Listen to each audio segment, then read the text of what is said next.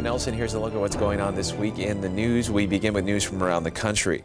President Donald Trump signed a new executive order March 6th, which temporarily bans refugees from 6 majority Muslim countries. The ban now excludes Iraq, which had been one of 7 countries in the original order, which was issued on January 27th. The new order will also lift the previous indefinite ban on refugees from Syria. They will face the same 120-day freeze as travelers from other countries. The revised ban also removes the preference for religious minorities that was featured in the administration's original travel ban. Lawful permanent residents, green card holders, are excluded from any travel ban.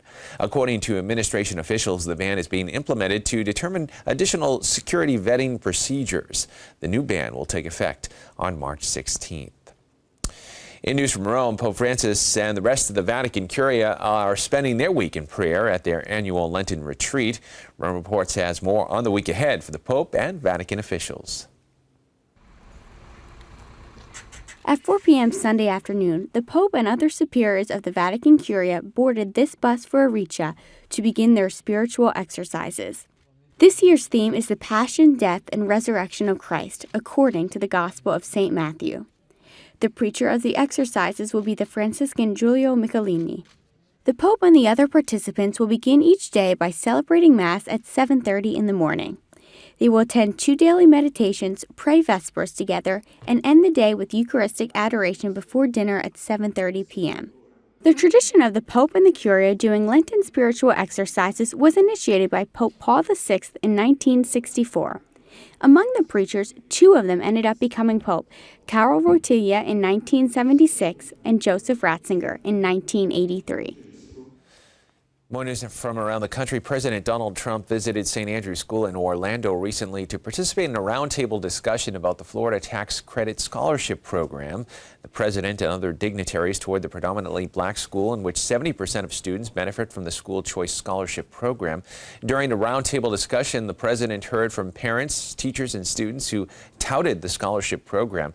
Henry Fortier, Secretary for Education and Superintendent of Catholic Schools for the Orlando Diocese, said he sees school choice as a partnership to provide opportunities for all parents so they have a right to choose an education appropriate for their children. He said it shouldn't be just for the wealthy.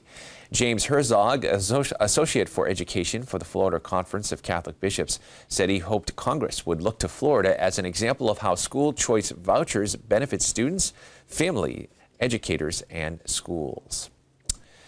In news from the Vatican, for many who come to the Vatican, a visit to the weekly audience with the Pope is a very special moment. However, for a group of young children who came to the audience last week, that special moment turned into a personal encounter with the Pope and a ride on the popemobile. Rome Reports has more on this unforgettable meeting.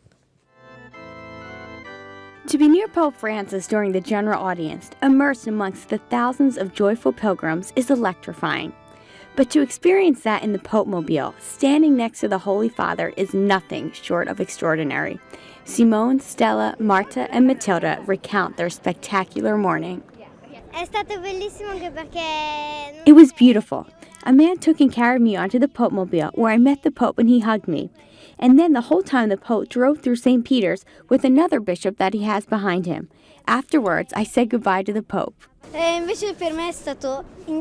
For me, it was incredible, just amazing, because to see this man, the Pope, in his car is really amazing. I couldn't believe it. I wanted to faint. It was marvelous.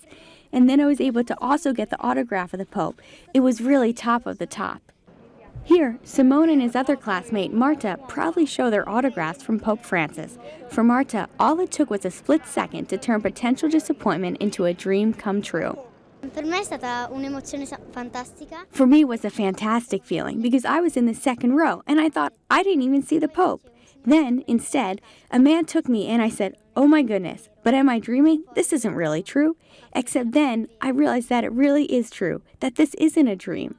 These students, along with their teachers, were part of a much larger group from Milan that took this pilgrimage to St. Peter's Basilica. It's a pilgrimage that we make to Rome because we want to meet the Pope. And this year we have true grace, that 4 of our children hugged the Pope, literally, because they rode the popemobile with the Pope. They were with him and he hugged them and he spoke with all of them. For these 4 little children, it was not only a day to remember, but one to inspire them to come back. Per me è stato fantastico. For me, it was fantastic, and I started to cry from happiness. I hope to see him also another time because I said I really wanted to know him, and it finally happened. That is exactly what's so special about these encounters with Pope Francis. Both the young and the old experience moments that changed their life. And finally in the news, St. Francis High School in Mountain View, California turned a $15,000 investment into a $24 million windfall. The investment idea came from school parent Barry Eggers, who happens to be a venture capitalist. He convinced members of the school investment fund to make an initial investment with Snap Incorporated, the company that developed the messaging app Snapchat. On March 2nd, when the company's shares went public, St. Francis sold 1.4 million of its shares, generating at least $24 million.